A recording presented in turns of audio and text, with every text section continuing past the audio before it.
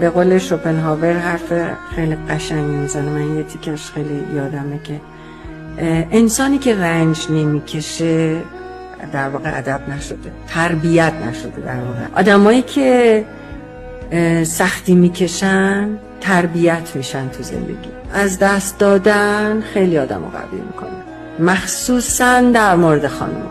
ولی اون رشدی که توی زنا دیدم پس از فقدان فوق‌العاده بود. خانوما درگیر نمیشن و اگه درگیر بشن عمیقاً درگیر میشن، به همون عمری که درگیر میشن به همون اندازه به سختی میتونن عبور کنن از اون چیزی که پیش اومده. پوست آدم کنده میشه، میدونی؟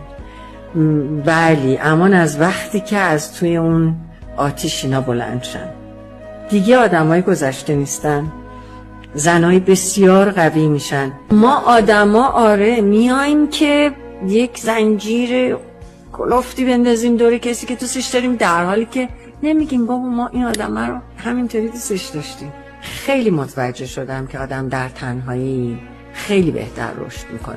تاریکی های زندگیتونو، یخبندان های زندگیتونو تاپ بیارید. آقا تو باید 6 ماه حالت بد باشه، این 6 ماه رو پاس بدار. بعدش که از در میآید تاریکی میبینی وای خدا چه عظمتی به تو داده بوده. ببین آتیش عقل داره، این بومیای استرالیا میگن خرد داره. با آتیش تاریکی رو پاس میداشتن، کاری که ما تو شب یلدا میکنیم. از تاریکی فرار نمی کنیم. این که تو سرما تو تاریکی فرار نکنی خیلی مهمه. آقا من ازتون خواهش میکنم، هر کسی زندگیش یخبندون داره بچه‌ها، یخبندونای زندگیتون رو تاپ بیارید. به زودی بهار از راه میرسه.